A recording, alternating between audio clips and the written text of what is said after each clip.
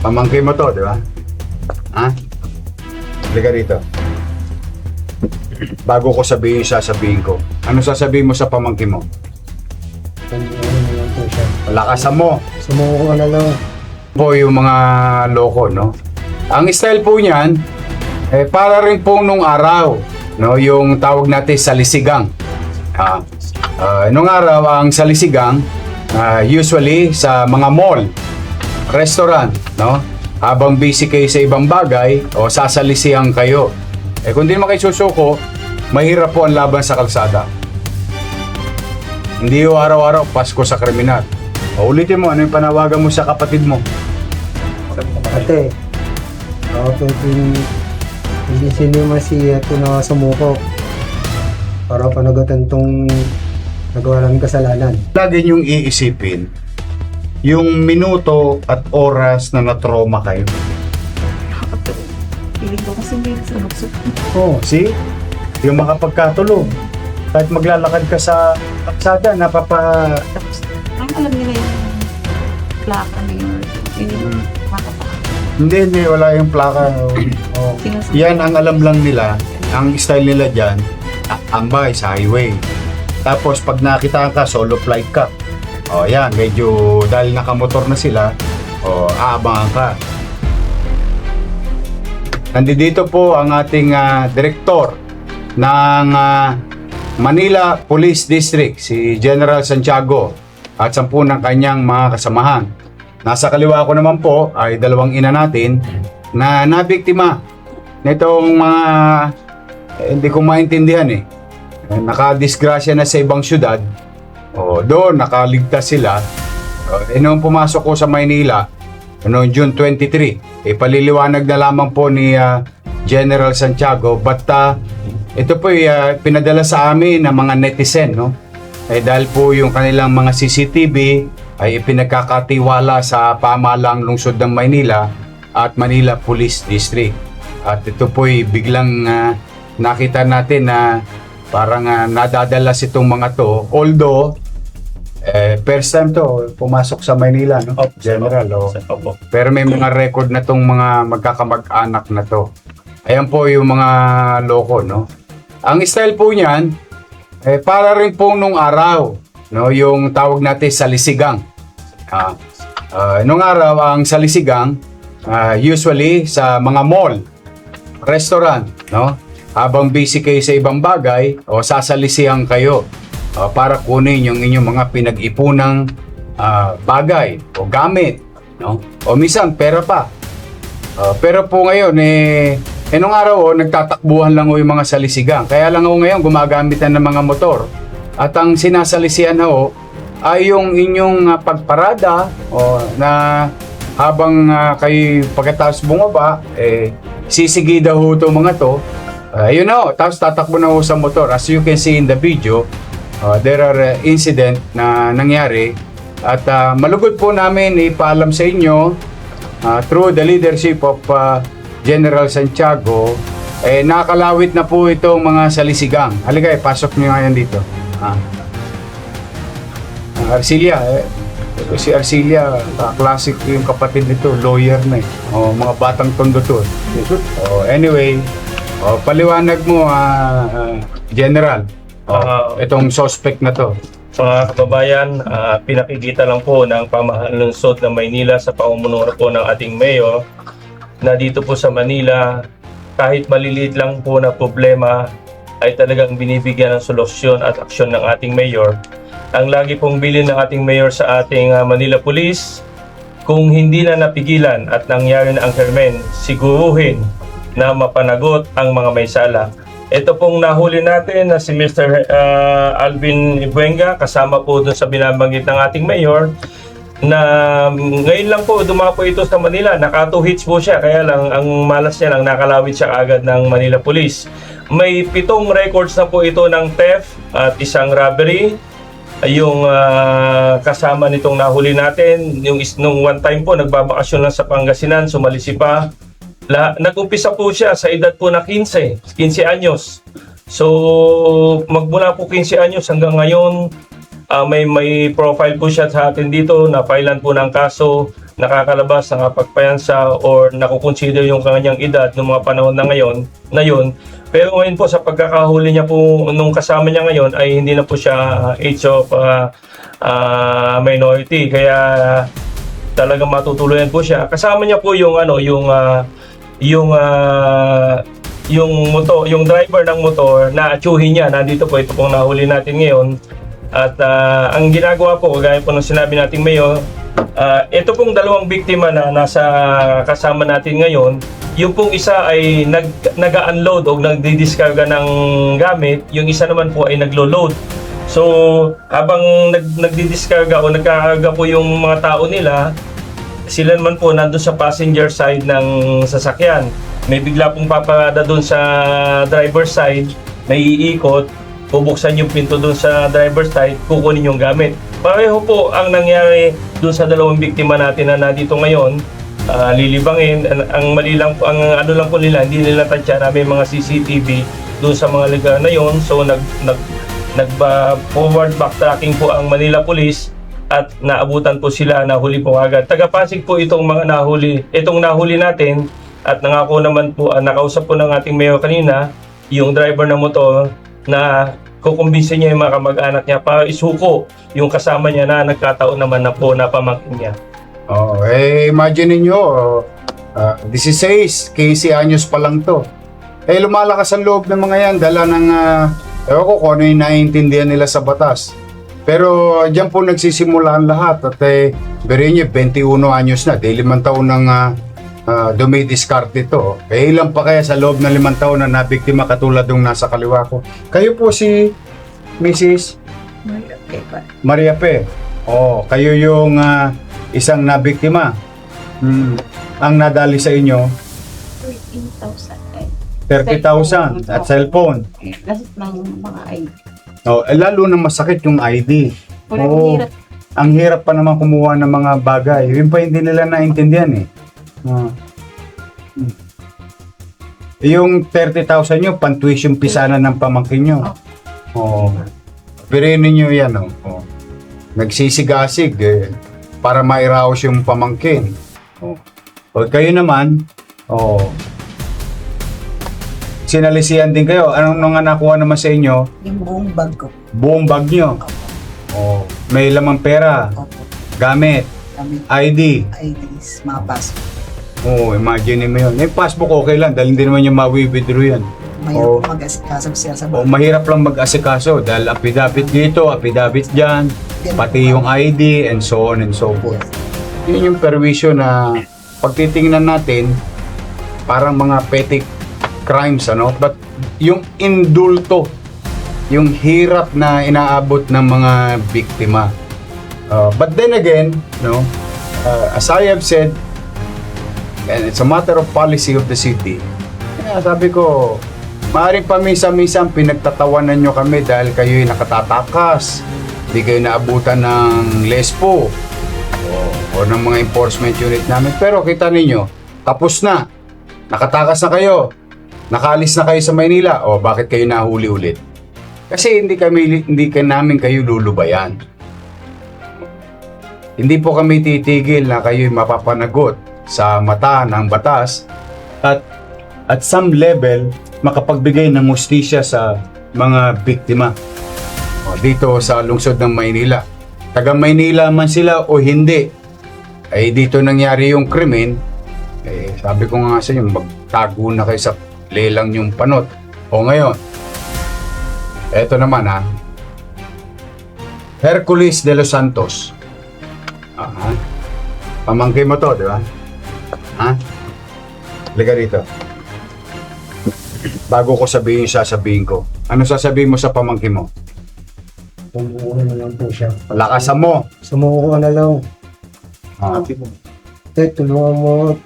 Kumbinsin ni Herpo na sumuko na lang. Bakit kailangan sumuko? Paglutan tong ginawa niyong kasalanan. Nyo, hindi ka ba kasama? Help namin kasalanan. Ayun. Kala ko naman, di ka kasama eh. Ako, Hercules you are properly identified. May pangalan, may address. Wala rin eh. mag-i-issue rin ng warrant of arrest sa'yo. One way or another. Ang binibili mo na lang, oras. It's just a matter of time,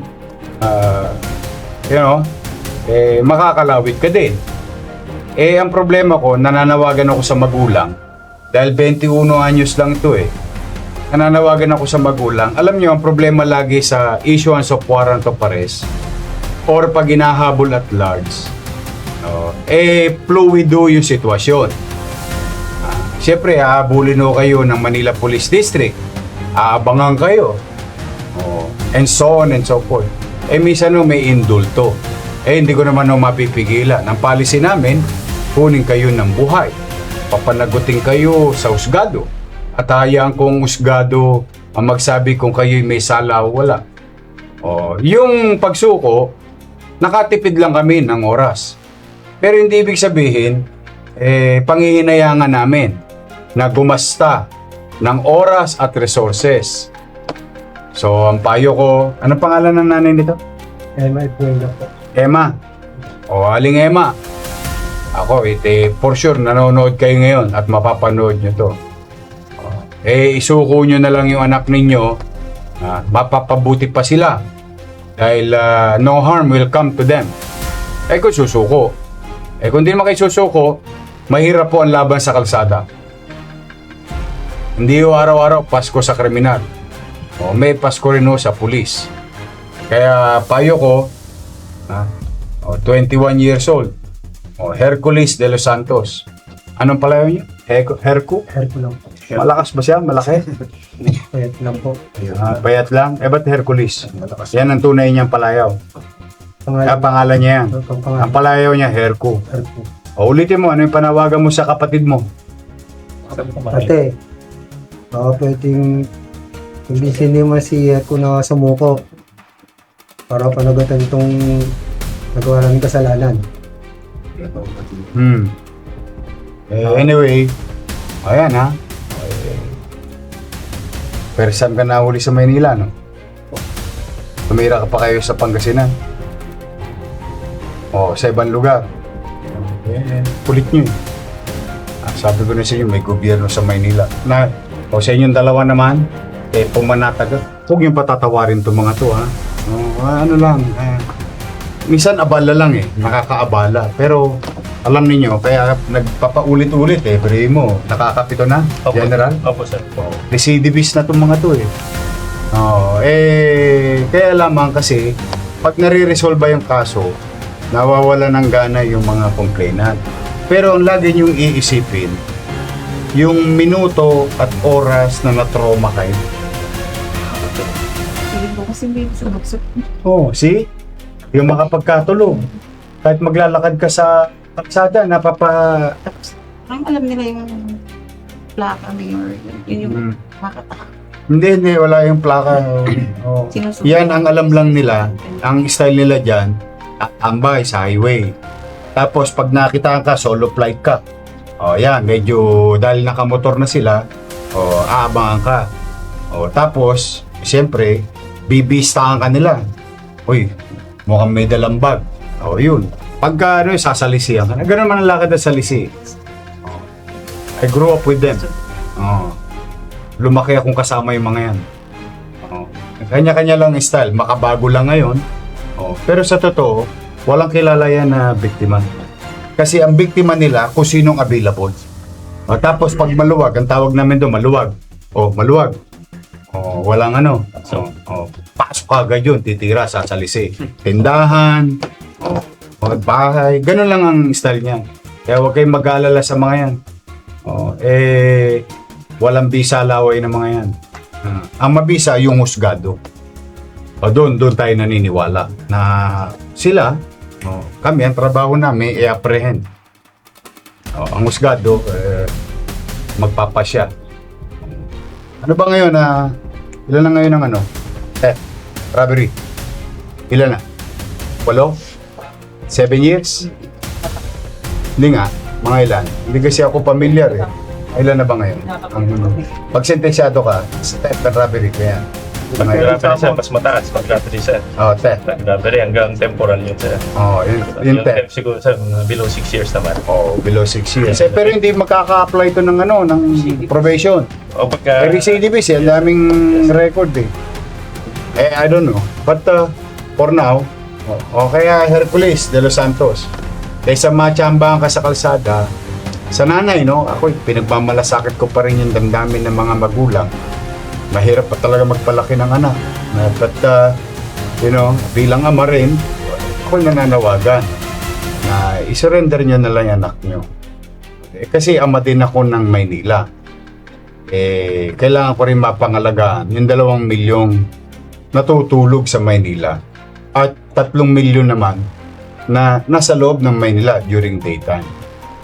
For now, we're happy to be of service. I hope we gave you some level of comfort and justice today.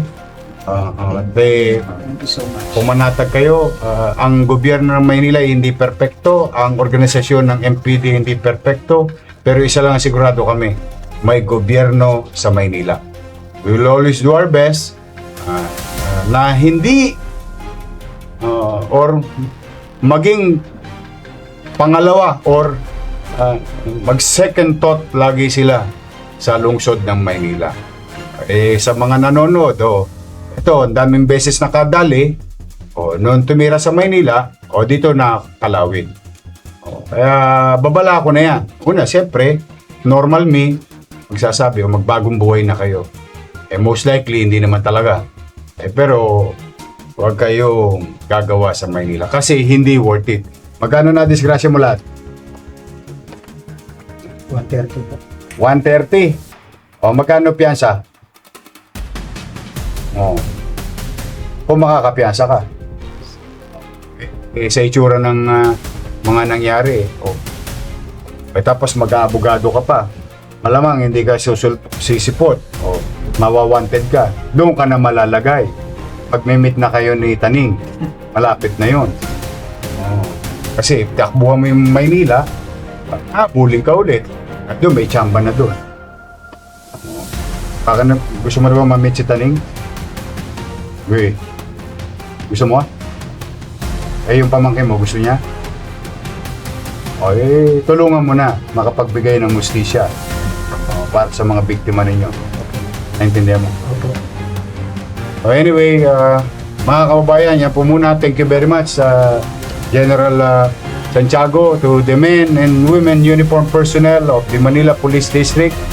At sa inyo po, mga tagalungsod ng Maynila, pwede makisuyo. Kung kayo nanonood, please do share this broadcast para maipabatid natin yung still, yung ipinagmamalasakit ko pa rin yung pagiging magulang ng isang batang what you call recidivist.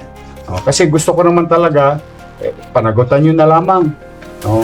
Kaysa naman alam mo, ang mahirap kasi sa mga ganitong sitwasyon, hindi naman namin na-perfect minsan. Yung pinakamalungkot sa lahat, yung naglilibing ka ng anak mo, dapat anak mo naglilibing sa'yo. Itong mahirap po sa mga ganitong sitwasyon, napaka-fluid. Kaya ako hanggat maaari talaga po, pinipilit ko kayong diplomasyahin. Kasi obligasyon ko sa kanila yon, obligasyon ko sa inyo yon, na mapapanagot yung mga nagkasala, umaabuso, o namemerwisyo ng kapwa. For now, please do share this broadcast.